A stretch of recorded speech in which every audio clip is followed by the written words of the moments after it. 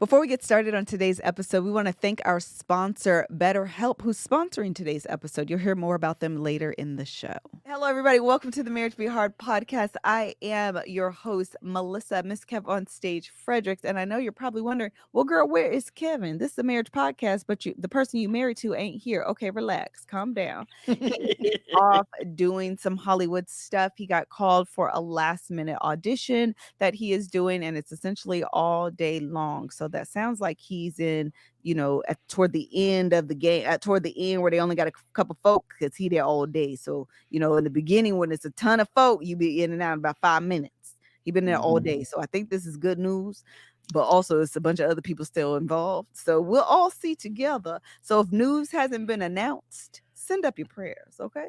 Send up your prayers. On this podcast, we like to bring in some of our favorite couples, and some of them will soon be favorite couples because perhaps I just met them. And we talk about marriage, we talk about love, we talk about the highs and the lows, we talk about the beautiful thing that is this institution called marriage. And then we also keep it real and let y'all know sometimes it be hard out here in the streets for the husbands and the wives.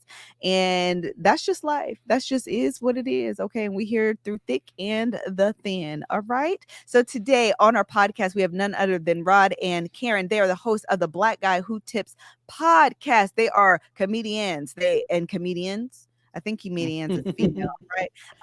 They are is what I'm actually trying to say. They keep up on all things trending pop culture, and they talk about it on their podcast, including their marriage. They've been married since 2002, so that means they got some years on them. Okay, help me welcome Rod and Karen.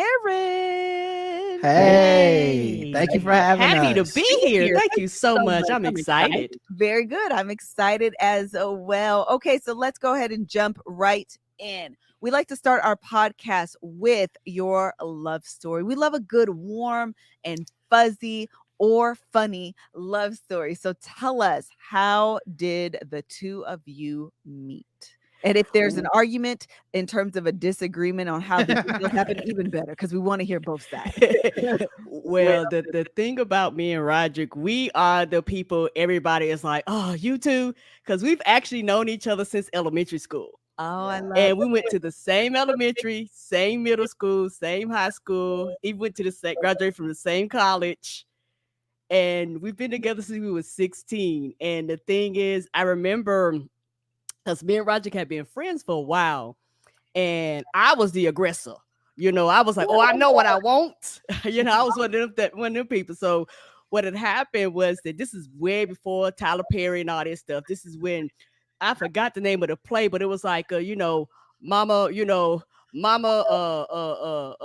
Barbershop Part 2. It was Beauty Shop 2, I believe. Yes, Beauty Shop 2. And it wasn't before Tyler Perry. It's when Tyler Perry was still doing plays. Oh, okay.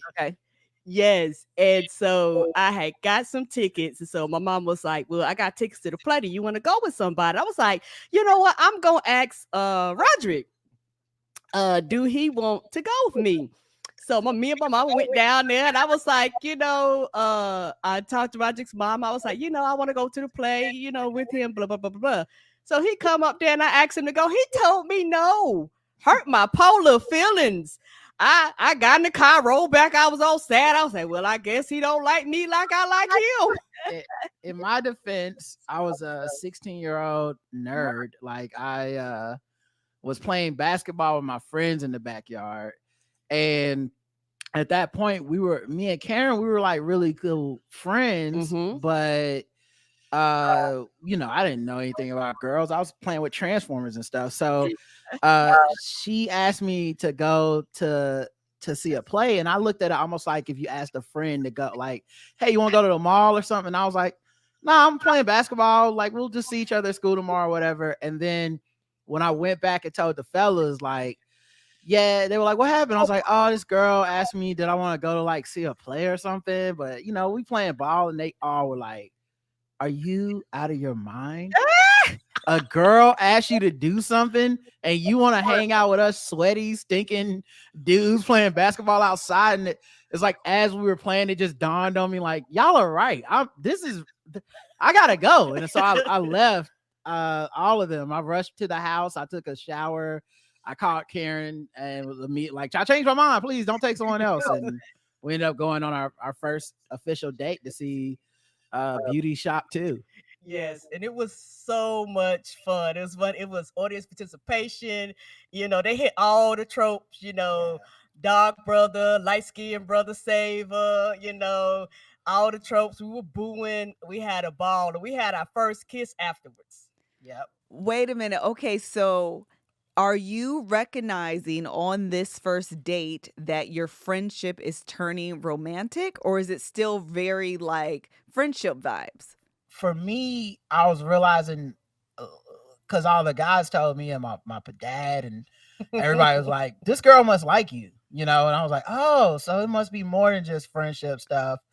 Because I'm horrible. I don't have any whatever it is that people have where they can pick up when someone likes them. I don't have it. He is oblivious. Like, we'll be out places and like one time the Verizon lady was hitting him. I was like, Roger, the lady hitting on you? He was like, no. I was like, baby, you didn't catch none of the clues? He was like, nope. Yeah, I just don't have it. I don't. So whatever it is, but I figured once everybody else said that's what it was, I was like, okay, so she likes me. And like we were so young, like her mom had to drive us. Yes, to drop us off, pick us up. Like so when we were waiting on her mom to come pick us up, and we were sitting talking, I think she was like sitting on my lap or something. Mm-hmm. I think that's when we kissed, and I was like, oh, okay, so I think that's official now. She must like me for real.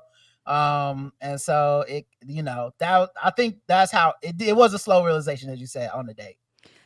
This don't sound like no slow realization. This sound fast in a mug. How you go from hello? How you go from no, I don't want to go to sitting on somebody's lap and giving a kiss? That's fast. That's all in the same day. Yeah, we have been, it's so weird to say at 16 we have been friends for so long. But like for years, in like when we were out on summer break and stuff, I called Karen and we honestly, it was almost like doing the podcast. We would both watch TV of something. Yes. So it'd be like Tom and Jerry or something. Mm-hmm. And then we just make jokes to each other over the phone, like, oh my God, I can't believe he did this, or, whatever. And we would do that all the time. Until his mama, my mama be like, get off my phone. Yeah. This is back in the day when you had the cords. So, we would just talk. And so we had been doing that for a very, very long time. And he was somebody I really felt comfortable with. And one thing I can say that I do absolutely love about Roderick is I tell people my husband loves me, and I know he does by the way he looks at me. Mm-hmm. And it took me a while to understand that because when we first got together, my self-esteem was really, really low. Mm-hmm. Mm-hmm. So he used to tell me all the time, you're beautiful, you're pretty and all this stuff. And I would look him in his eye and be like, I don't know why you lying to me. And it took me a while to accept that. But child, now I have the confidence of Beyonce. I'm the only one. Come and you on. Can't tell me nothing different. I am the queen of my castle now. I didn't always feel like that, but that's how I feel about myself now. I love that. I love that. I love that. Okay, so 16, you guys officially become a dating pair. And then when does the engagement happen? Well, I believe the technical term was we were going together. Yes, okay, we love it. Old school courting, as they say. I love going together. So we was going together, okay. Yeah, we was going together for a long time. And I went to college on a scholarship to Fayetteville State. You a nerd. What you get your scholarship like in? Honestly, no joke. Because I was a black dude, and because I had high GPA, high SATs, I could have went just about anywhere. Like I went on like a college tour of HBCUs. I got like offers at every one of them, except for Howard. Howard was like, you got to come a little harder. And I had only taken the SAT one time, so I could have probably like kept taking it to get in, but I didn't want to pay out of state tuition and stuff. And then also because Karen's very good in school too, and if she could go to any public university in North Carolina, and the government was gonna pay for it. Mm-hmm. I was that free and reduced lunch kid. I ain't ashamed of when people be trying to nope, let the government do their job. Well, I think technically you were like considered a ward of the state or something. Yeah, I was a ward of the state. So if you qualify for a public school, they were gonna pay for it. Mm-hmm. So when I made my decision to go to college, I wanted to go to a place that Karen could go.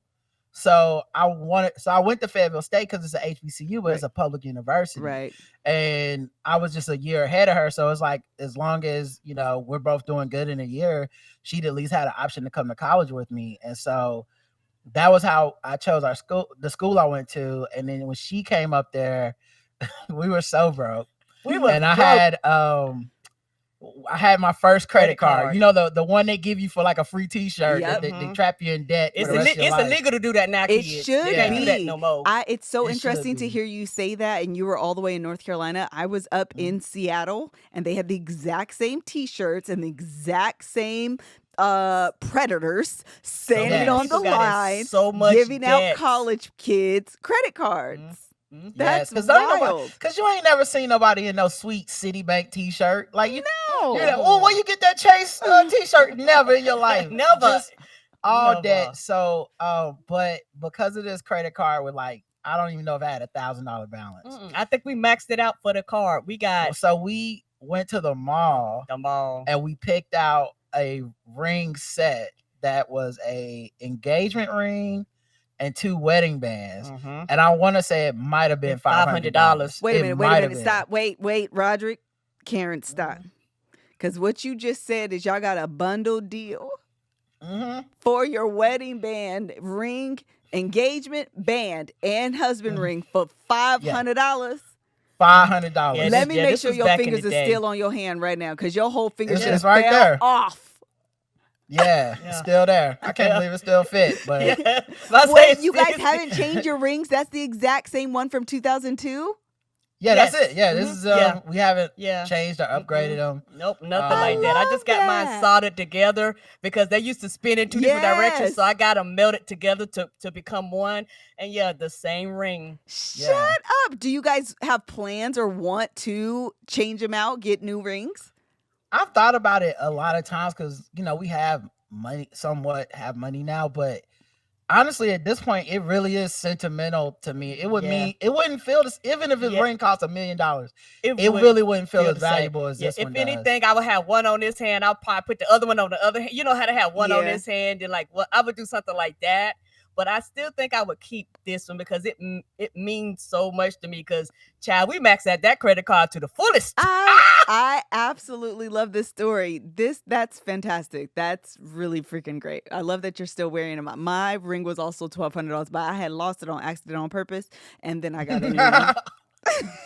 Then you got it replaced? Yeah, then I got it replaced. Yeah. It was on accident on purpose, so, I hear you. Okay, Karen's lost hers a few times lotion in her hands. Yeah, so now I just keep them on. It's just lotion, then I take it off, drop into the solution and stick right back on my finger. One day we had to drive to the bookstore in a panic.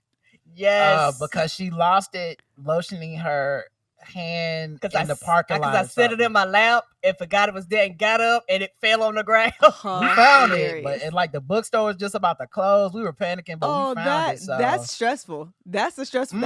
Y'all was on Mission Impossible that day. Listen, I thought it was gone. I'm like I said, we could go up here. I don't know why we wasted our time, but then for the proposal, we were in the library studying, and as we would do at school, and just randomly one of the time, because the plan was to wait and maybe wait till we got out of school or something, but I don't know. I just thought we know, and if we know, then I don't really see the point of who are we waiting for? Our parents know we love each other, and I think a lot of times in life, people put off their happiness because they think they're going to find a perfect moment to be happy. Right. And it's going to be well, now I'm rich and we can do all the things. And I was just like, no, I love you now. I don't care if people know it now. And, so I got on one knee in the study room. Yes. And this was old school. I had a windbreaker. Your kids don't know nothing about that windbreaker. Swish, swish, swish, swish. We're going to take a break from this episode to tell you about today's sponsor, BetterHelp.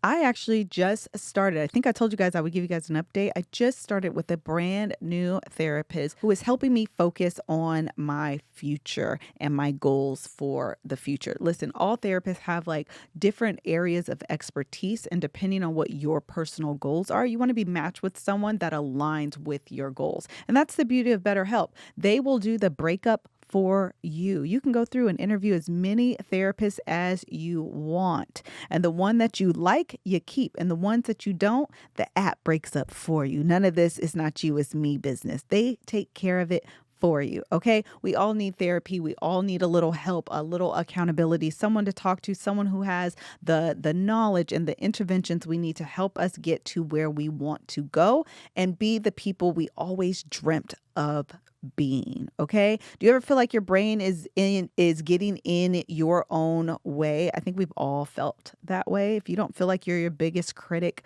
your biggest enemy, your biggest person to overcome is you. You know, when you watch Scooby-Doo as a child and they lift up the mask and they reveal the villain, but it's you're your own villain. That's what a lot of us are living the same life, and it's us. We're our biggest hindrance ourselves. And a therapist can help you identify what your triggers are, where your hangups are, some of your stumbling blocks, and help you develop skills to overcome them. BetterHelp is designed to be convenient, flexible, and suited for your schedule. You're just going to fill out a questionnaire, get matched with a licensed therapist, and switch therapists at any time for no additional charge. If you're thinking about starting therapy, please give BetterHelp a try. Make your brain your friend with BetterHelp. Visit BetterHelp.com/MBH today to get 10% off your first month. That's BetterHelp, HELP.com/MBH. Thank you so much to BetterHelp for sponsoring today's episode. And now let's get back to it. There's a picture after she said yes. There's a picture that I took on like a Polaroid camera. Yeah, we old. And we look like college kids. We look like two little kids. We look like broke college kids. And yes, that's fine. We were happy, and we were. I really wouldn't have it any other way, right? And I'm not a big public, we're putting on a production and all that. Like, I'm not that kind of person anyway. I don't care if other people see it. So that was the proposal. Right. And then after the proposal, I think he graduated, then I graduated. Then a few months after I graduated, we moved in together. And my biggest thing is, I everybody has their different desires, but I want to be a wife. Like, I was like, that's a desire of mine. I was like, well, you promised me you was gonna marry me. Let's go ahead and do this now. And I guess also, in all fairness, we moved in together. It was kind of like a stressful situation because for some reason at the time, like, Karen was out of school. She was working as a waitress. I was working. I had a desk job, in a cubicle, but it wasn't like the job that I thought I was going to have coming out of college. I was on this track where I was going to be like the man in shipping logistics and stuff. And then that company got bought. So even though I had years of experience being an intern and all this stuff there, and I was going to be in the management track, blah, blah, blah, whatever, you starting over from zero. So I had to apply to the company that bought them, but it's just an entry level job. So it's not a lot of money.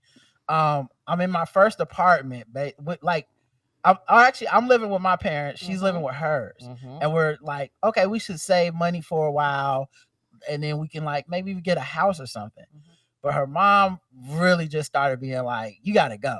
Yeah. And now, since I've looked back on the situation, I've realized this. My mom, she's actually my mother's sister who raised me, because my real mother is mentally ill, so she didn't have the capacity to raise me. So her sister raised me. So this is when I say mom, this is who I'm referring to. So as I've gotten older, I realized this. It's always been me and her. She has two of her own daughters, so I was like her last child. And some old Black people, they can't handle change. And so she was realizing that it was getting to the point that I was kind of preparing to make that next move. And she isn't really good with communicating and talking and all this stuff. And I'm older now, so I understand love languages and all that stuff. But this one, I was a lot younger before I got the knowledge that I do now. And so versus her communicating with me, she just got real ugly and real nasty, because that was the only way she knew how to express herself. And it didn't do nothing but make me mad in return. You know what I'm saying? So I was like, well, if it is what it is, well, I guess I got to go. So she was stressing Karen out, which, you know, is already like, for me, I'm just like, okay, we got to do something, because there's no need for the living situation to be stressful. Right. So we got an apartment and we moved in like that weekend. We didn't have nothing. It was a futon couch, like the bed from my bedroom when I was a kid, like it was like it was struggle city. Yeah, and eventually we got a washer and a dryer, because I told him, I was like, look, I hate to be bougie. I know we broke, but I'm not going to the washerette. I'm not trying to hear that.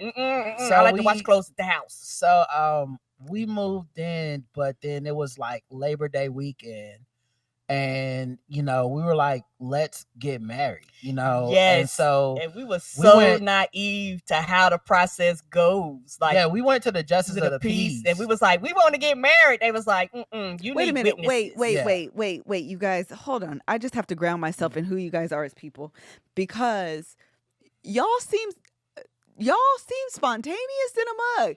How are y'all are these conversations that you're having along the way about marriage? This is how you're saying it. That's why I need a little bit more context. You're saying it like, you want to get married today? Yeah, let's do it. Okay, well then let's go. That's kind of how it was. That's kind of how it was. Yeah. I mean, I think so we had talked about being together forever. Yeah, we had talked about being married, and I think there are certain things that are like priorities to us.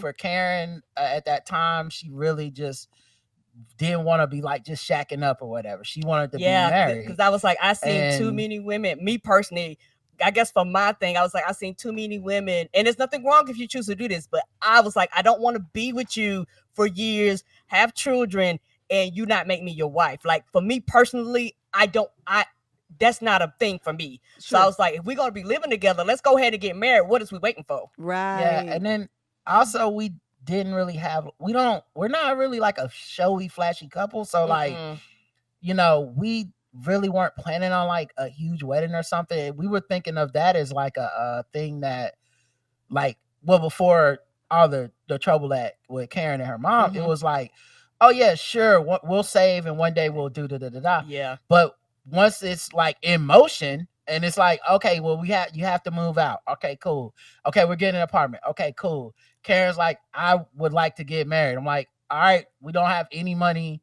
We're gonna have to go to Justice of Peace. Cool. I think the first time we went, they were like, you need witnesses. We're like, okay, cool, we'll be back. That's such how naive we was. We didn't know we had to bring somebody with us. And on Labor Day, we came back with my parents and her mom. And we got married at the Justice of Peace, and they were the witnesses. And then afterwards, my parents took us out to McCormick and Schmick's, and we had like a nice dinner.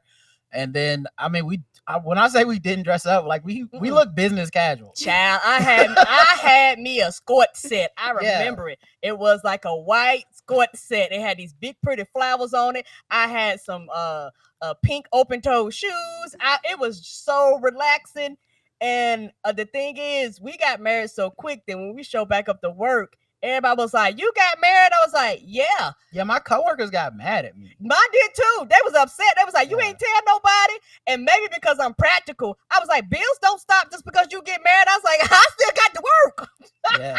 Yeah, we didn't have a honeymoon or anything. Like, we got married on Labor Day, and then we worked the next day.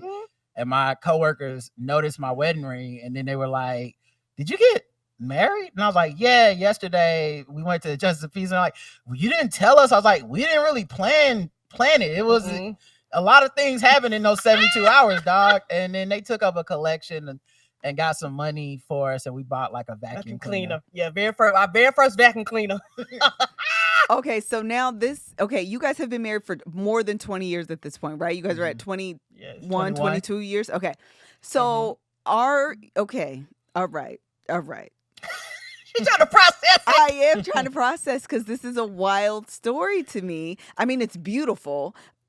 Do you want to have the wedding? Do you want to 25 years in? Do you want to have the wedding? You got you was broke. We had 50 cents. I always like to say, maybe I got $3 now, so I can afford a little bit something different than I could when I had the 50 cent 20 years ago.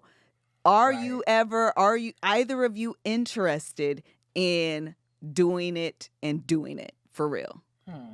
That's something that we never really thought about, like, because the thing is, we're so nerdy and awkward and different, like, because I've kind of thought about, like, if I was to do it, like, what would it be? It would be us, which means we don't dress up, so dressing up is not a requirement. Yeah. Like it would be more of a dress up, dress down. You would come in that child, we'd liable to have a Naruto wedding cake. Ain't no telling what we gonna have, because I'm gonna do it the way I want to do it, and I love anime. I like cartoons, like I like bright stuff. So you probably be like, did I actually come to a kid's party? You might have. I don't know, but this is what I wanted. Yeah. It's not something that it's not something we like romanticize and stuff. A lot of times, like, we end up thinking about practical stuff. So, like, if we had the money to do something like that, we'd probably end up putting a down payment on a house before we would do that. Or we go on a vacation and like spend up that money on a vacation or something. Just, I don't know. It's just kind of been our way. And we're just an odd couple. We always know we are an exception to the rules. Like, whenever people ask us for advice on the show, I always feel like don't let me tell you what to do, because I know what I'm saying is weird, and I found the other weird person that didn't care. So like you know what you married. Like, people will write in us and be like, Rod, I'm dating this girl. I'm trying to convince her we need to not have a wedding so we can save money. I'm like, that's not really what happened with us. And also, I don't know that woman. So if she want that wedding, you need to do what she want to do. If Karen would have been like, let's have a big lavish wedding, we would have had one, because that's what she wanted to do. So you got to find the person that matches whatever you're into. Okay, so I have a question. We have a dynamic that we call the kite and the string, right? The kite is usually the person that's very much the dreamer, and then the string is usually the practical one, the one that's going to offer the stability and ground everything in like reality. You guys are both giving string energy. Who is the string? Who is the kite with you all? Because the reality is, I'm the kite. And the reason why I say I'm the kite is, even with the podcast and a lot of things that we have done, I have told Roger about some of this stuff years ago before they happened. Like, I was like, I had a dream, I had a vision, like this is kind of where I see these things happening and where I see these things going. And the thing is, he's the one that thinks and plans, because like sometimes when I dream big. I was like, if you're gonna dream, don't mess around. Dream for everything. Yeah. So he has to tell me, he be like, okay, now I can't get you to the moon, but we can get you right above the atmosphere of the earth. I was like, cool, long as I'm out there floating, I'm good. And then as time go on, you can extend me to the stars, like whatever it takes to get me there, And so he's the one that has to help me understand that it's a reality to it. But I am also the one who, since I'm the kite, I'm the one that pushes him forward sometimes, because sometimes he could be so grounded that he don't want to shift and he don't want to move. And I'm like, no, you got like give me a little bit, and you can see what I see. And eventually we that's kind of how it is. He pulls me down a little bit and I pull him up a little bit. Yeah, that's beautiful. That's exactly what it is. And like, also a lot of times she dreams stuff because she don't know how to do stuff. Nope. So like, even with us doing the podcast full time, I had gotten laid off for like the second time at a different job. And I called her on the way home, like, yo, they laid me off today. And I was happy. Yeah, I didn't have time. I fist pumped. Yeah, if I was calling for any empathy, that wasn't the day, because she was just like, okay, cool, finally we can start doing this podcast thing. We got to monetize this, and this is before Patreon, any of this stuff. We didn't know how to put it up on none of that stuff. Yeah, when I say I did not know how to do it, I mean it just wasn't. People just weren't doing it. Yeah. So it was like, she's like, don't worry, you can invent it. You'll figure it out. I'm like, you got it. It's not even gonna be a big problem. Just get home, get on that computer and do it. And it was like stressful, and I really like put in a lot of work to like make it happen. But she was right. Like, I did figure it out. Our listeners did support us. And as stressful as that time was, with like all kinds of laws getting passed in North Carolina that made it very hard to be unemployed at the time. She if it wasn't for her, I'd just have gone back to another cubicle job where I was miserable and been the funniest person that everybody, worked with at this company. Yeah. And also the thing is, your mate. And I was like, he's not happy. He's very creative, and this does not allow that creative part of him to shine. And it's something we have been talking about for years, but when you both work 40 hours a week, it's very hard for somebody to dedicate the time, because the thing with the premium, now you got customers. Now, what people fail to realize, customers have expectations. And so, when it's free, it don't matter. But when people are paying, they want their money's worth. And so it was a lot of work for us to do. So we actually banked like 25 episodes before we even went premium. So when people started paying, they had a bunch of episodes to listen to. We went from that. And now we over 1,000 something behind the wall, almost 3,000, regular episodes. Like, we actually work and we actually grind.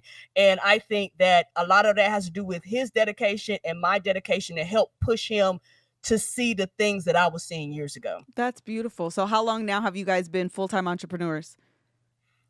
So I'm doing the show full time for it must be 5-6 years now at least.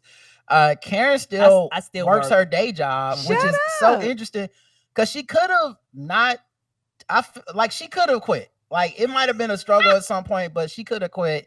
Especially with Obamacare and stuff, you can get health insurance and stuff. But she also likes to work and likes to contribute into the household in that way. I like to feel like I'm doing something. It is easier to do insurance and stuff through all that stuff. And then she got like a really good job in the pandemic, where her job went completely remote. And they're like, it was like, go home. They're like a super hippie company.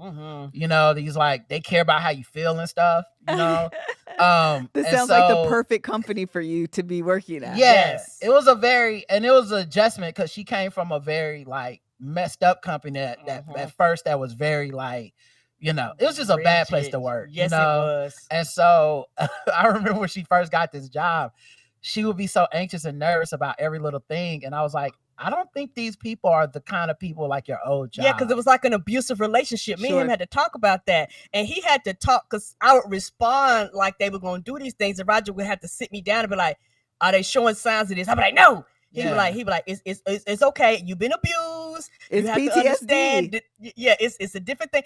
And you know what? Melissa, that first week I went to work, Roger had to sit me down, because I am a pure extrovert. But I was overstimulated with new stuff. But that first week, I went to work with mismatched shoes. I went to work. I hit the gate going out. She hit the apartment gate with her car. And I tore the side of the door up. Like, he had to sit me down and was like, Karen, you are going 1,000 miles an hour. What is happening here? I was like, everything new. I got to turn left, first, right. I get in there. I don't know where the bathroom is. I was just a mess. Yeah, she needed a string. Yes, I did. I was like, let me pull you back down a little bit. It's okay. It's okay. Oh, I love it. I love it. This is a fantastic story. Okay, so we've gone through your whole beginning ship, and we've dabbled a little bit into where you are now. If you can go back in time, because you guys have 21 years, correct? 21. When's your wedding anniversary? The 2nd of this month. Of September. So we celebrated about, Do you guys openly celebrate now? Like your anniversaries and stuff? For our wedding anniversary, we went out to a nice dinner. That's our thing now. We go out to a nice dinner. We go out to a nice dinner. We also, it's the official day of celebrating our podcast. So all our fans take pictures in their merch and their gear, and they post them online, and we like share them, make collages and stuff. So we just kind of made it a celebration for everybody to participate in. Oh, fabulous. I have one more question before I ask the question I was going to ask. How do you guys maintain the relationship, the marriage relationship between the two of you? It seems like you guys have a lot of things juggling. Obviously, I know firsthand full-time entrepreneurship is a lot that really doesn't quit. But then, Karen, you're also working 40 hours a week. And so that's a lot as well that you have on your plate. And then you have a marriage that you have to cultivate, grow, and maintain. How do you do it? And I think for me, my mama, she was a workaholic. And so I picked that trait up from her. And so for me, it's considered normal. But sometimes people have to be like, Karen, you actually do a lot. They was like, you literally have 2 full-time jobs, and we actually record for another podcast like once a week for them, and we do like our own personal spin-off shows, and then we're guests on other shows. But to me, I'm like, oh, that's just what I do, blah, blah, blah. And that, but in reality, it is a lot. I think for me, the thing is, the older we've gotten, we've actually slowed down a lot. Like, we used to really go really hard. We've actually slowed down. And so we got this thing now where at least for a time, like once a week per month, we just take the whole once week a off. month we take a week off. Yeah, once a month we would just take a week off of the podcast. We wouldn't do anything, just to recharge, just to refresh, just so there's nothing going on. Like, we might do a few things, but it wasn't like a normal grind to kind of let us enjoy each other, just away from everybody and everything and everyone, and recharge. And I think that right there made a big difference. Like, it was a dedication. For me, I think one, doing the podcast is a little bit different than a lot of people's shows, where it's such a it's a professional type of like, all right, we're gonna talk this topic and we're gonna talk for this long and we have to go commercial here. And for us, like, part of the way that we talk is through the show. So like, the stuff that a normal quote unquote married couple would be like, hey, did you see this thing on Twitter? We saved that for the show. Sometimes we'll be in the car about to talk about something. I'm like, no, not yet. Not yet. Like, we see a movie and we're gonna review the movie. And it doesn't matter that we've done 100 movie reviews. Karen will be in the car like, oh my God, did you like that? And I'm like, no.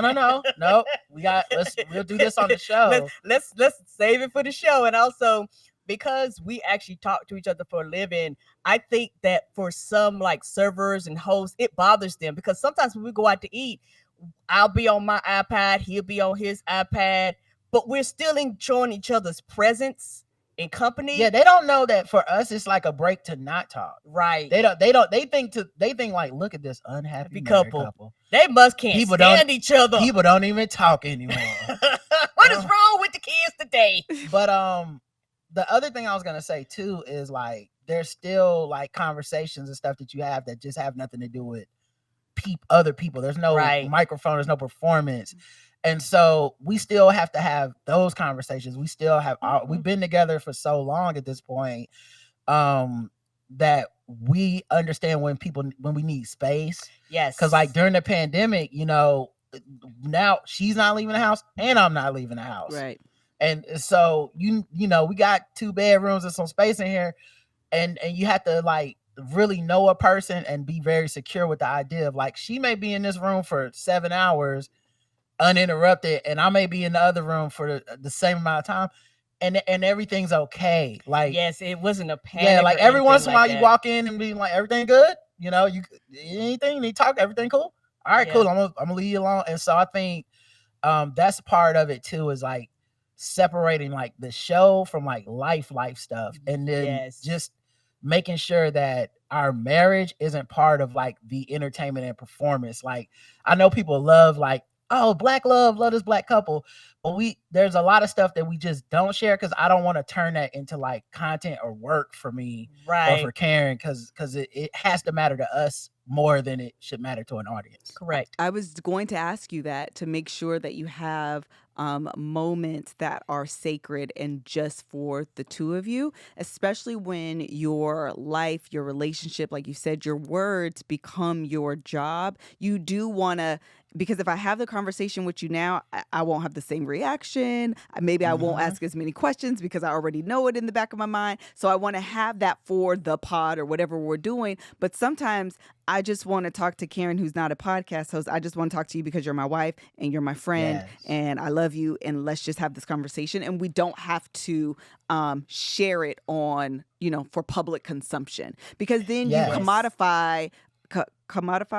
That's the word. Thank you very much. Your relationship, your relationships becomes that commodity. And so sometimes balancing that is hard. Listen, we do it. It's one of the reasons we had to stop the Love Hours, recognizing like some of this stuff we don't have to divulge. Some of this stuff we don't have to share. Everything about our life and our marriage and our relationship doesn't have to be for public consumption. And sometimes that line becomes blurred because you've monetized your life. Yes, and I think it's one of the things I see now where like certain people have like monetized their entire like being. And as a person that, obviously 1 foot in, 1 foot out with the internet and social media, there's like has to be a recognition that like social media is cool. Fans are cool. I love them. We wouldn't be able to do without them. Right. But at the same time, they're not the same as like a person that truly knows you. Sure. It's not a reciprocal relationship. There's things that are entertainment to them. And the cold hard fact is if you stop being entertaining to people, they will stop listening or stop watching. Like it's a transaction. The same way people, Time Warner Cable or Spectrum is like the reason you like Spectrum is because Spectrum is gonna have them channels working 24/7, right? 100%. And at some point when you're selling a product, even if that product is yourself, people just want that reliability of entertainment 24/7. 100%. So you have to figure out how to cut it off yourself to be professional and be like, hey, me and my wife arguing might not be the thing I need everybody to see. Or me, I might not want to divulge the details of my sex life with everybody, and finding those lines is something a lot of people had to do in real time because there were no rules in this space. And different people were taking different approaches. I'm not knocking those approaches, but some people are very like, I need rugged transparency. I'm going to tell you like everything I've ever done. And I'm very much like, we're here to entertain you. I'm a clown. We like enjoy this. Like if we make content together and it's like a joke, like, oh, look at Rod and Karen, they're making a joke. Totally fine. But like the more like, there's just certain areas you have to cordon off, I think, for yourself. And I think we've done a good job of being able to do that over the years. And honestly, to me, that's the key to a lot of happy stuff is like we do television show reviews and people will be like, hey, can y'all review this show? And I'm like, not that show, because we actually just watch it and have a good time. And we and we will be work if we started watching it to tell you about it. Now we're just working. And I don't want my life to be 24/7 work. 100% understand that. 100% understand that. We review TV shows, and sometimes I'm just like, I don't want to watch this no more because it's not fun. I just want to watch and be able to zone out. I just want to watch and be able to do this and have it as background noise, but I need to actually pay attention because I need to understand what the moments are. And it just, everything becomes work. And so definitely finding those things, those moments, the whatever, the enjoyment of life that isn't for public consumption is so important, especially in the life that we live. All right, we're going to close out on, go ahead, Karen. I see your mouth moving. No, I was going to say, for me, I also had to get used to being a private citizen to a public figure. And that's a very different transition because you know how you normally you just live your own life and you just kind of go through your own world. And I remember the first time a fan noticed me in public, I kind of had a panic attack because I didn't know who they were. And because me and Roger's mama, I was going to pick up some wings. I was like, let's go get some wings. She was like, yeah, girl. So we get some wings and we, cut through the wild wings. And all of a sudden I hear somebody call my name and I'm looking at them like, huh? Who is you? And you know how you go down your Rolodex. So do I know you from high school? Do I know you from college? I have no idea who you like. So in my mind, I'm very confused. Yeah. And then they said the show and I was like, oh, okay, this makes sense. So I had to get used to people viewing you as more than what you think you are. 100%. Because to me, I am a normal functioning person just like you. But when people consume you, their perception of you is completely different. That's good, Karen. I resonate with that actually quite a bit. Because even for myself personally, before we move on to this last question, I was typically I have business meetings in the morning with our accounting team and that kind of stuff. And I look very much like Melissa is what I say.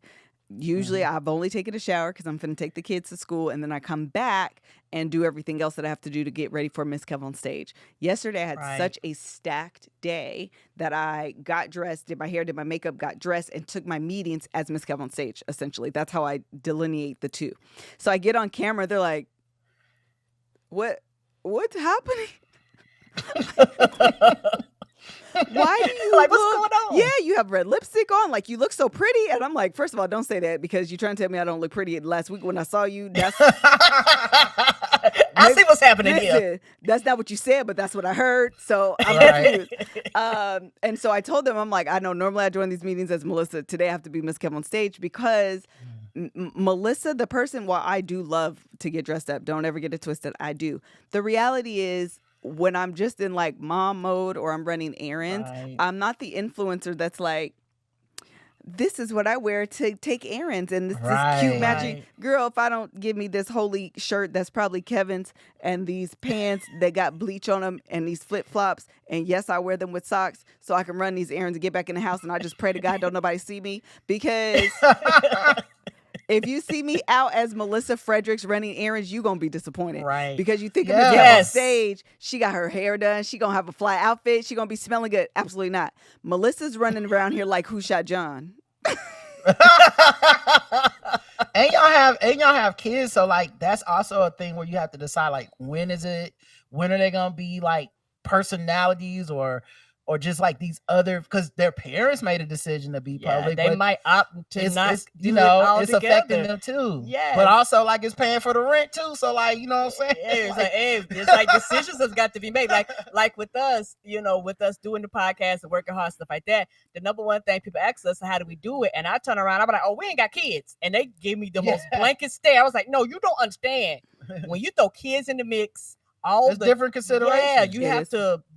It's more balls to juggle. Absolutely. It's one of the reasons we can be the quote unquote spontaneous couple. Yeah. Definitely kids are anchors. For sure. Because finding babysitters, and my son was just texting me right now because we have to go out. I have to leave tonight. And he's like, am I going to be able to go to my game on Sunday? And I'm like, don't forget to schedule your ride for Sunday. Don't forget to schedule your ride. Yes. But it is a fact of life. So last question we like to end on is, if you could give your younger married self one piece of advice, what would it be? And either one of you can start once you have the words. I think and this is advice that I've actually told other people. I would tell myself, whatever you think marriage is, throw it in the trash. Your marriage is your marriage, not your mama's marriage, not your cousin's marriage. Your marriage is your marriage. You can set whatever rules and regulations and guidelines and bylines for your marriage. And because when we first got married, I was trying to do all of the things that I thought a quote unquote perfect wife should do. Mm-hmm. So I was working all day, coming home, cooking and cleaning, and then I would be exhausted. Mm-hmm. When it was time to be intimate, anything, I would be so tired. Because if you fail to realize after that, guess what? You've had a 14-hour day. You've had a 16-hour day. You don't think of it as work because women's work or the what quote unquote that labor, taking care of the kids, people don't consider that work, but it actually is. And so one day Roger got to sit me down and say, I never asked you to do this. I didn't require this of you. And so it kind of made me modify things and kind of be like, oh yeah, we are a unit. Let's do this together. Let's balance this out. This is not something that I have to take on wholeheartedly. Yeah, like for years now, I do the cooking and cleaning in the house because it's just more convenient since I was the one that could make my own schedule. It just particularly when I was leaving the house. It just made sense. So there's a lot of stuff like gender role stuff that I think we just kind of never like bought into. It's just like it's a partnership. It needs to get done. You know, my parents were like that. It's a partnership. Let's get this done. So what matters is that it gets done. Yeah, right. Don't matter who do it. And that the people doing it, that happiness is the goal to maintain in the household. So, you know, I don't want somebody to be resentfully washing dishes and I'm playing video games or something. That's not going to help anything. So, as for me, man, I think,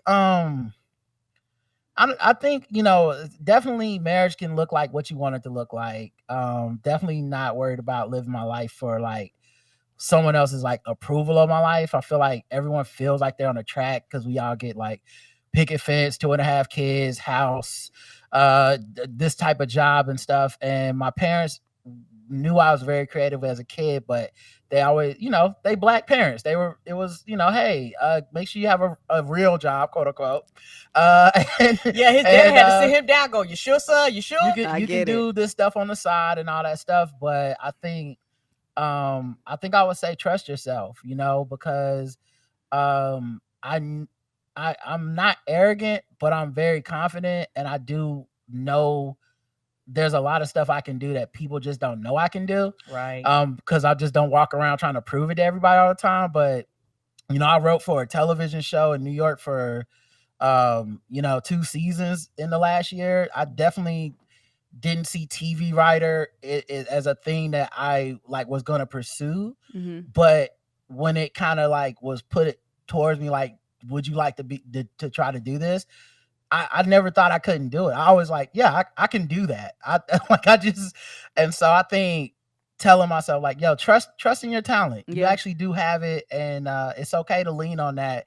Even if you don't necessarily know the plan, like you don't know exactly how it's going to work. That's okay. That's good. That's very good. Well, tell the people where they can find you on the social media and any upcoming projects that you may have, although it may be done by the time this releases. But regardless, you can share. Okay. Well, definitely The Black Guy Who Tips is our podcast. Where does this name come from? I'm sorry. Yeah. Where does this name come from? It was a blog. It was a blog that I had by myself when I was younger, and I would write like random thoughts in it, and I named it The Black Guy Who Tips because I was a waiter at the time, and people are so racist to Black customers. Yes, they are. It's ridiculous. It's infuriating, and I've seen it myself. Me too. We both served. People will say, well, it's because Black people don't tip. And I'm like, now, why would you tip when you're experiencing racism? Because I don't know how y'all work, but last time I checked, Black people are human. And you can't even deny the racism because I've been a waiter and watched people be racist. Like, they used to give me their Black tables. Me too. Like, give them away because they were just like, I don't want to like, I don't want to wait on a Black person. It's like, oh, you think we can't feel that? Anyway, my point being, I named it that to be like, well, if you stop saying that, because if you know me, you know at least one Black person that tips. And I know I'm not the only one. Yeah. So stop saying Black people don't tip. And then when we started the podcast, Karen at the time, y'all just listened to her for 45 minutes, right? It sounds insane right now. But at the time, she was like, I don't know if I would be good at this. And I was like, I do the behind the scenes. Can I be a producer? Yeah, which is also wild because Karen doesn't do any technical stuff with the show. So she was like, maybe I could just like, if you don't like me as a host, you can switch me out and have someone else co-host it. And so I didn't want to call it like the Rod and Karen show because she already has like super anxiety about it. So I was like, oh, we'll just call it the Black Guy Who Tips. Now, I never intended to not do a show without her. And so we almost 3,000 episodes later, there's no show she hasn't been on. Nope. So it worked out. But the Black Guy Who Tips, theblackguywhotips.com. our social medias. I'm Rodimus Prime on Twitter. Say that again. That is in DAT. Yeah, and the Blackout Tips on. Just search that on all your social medias. And a project that I'm working on right now is a history podcast for Black history with Michael Harriet. It's called Drapetomaniacs. DRAPET. It'll fill the rest in, everybody. Yes, I know it's a big word that you don't see all the time. I get it. I had never heard the word till we started the show. So put in Drape TO. It'll come up.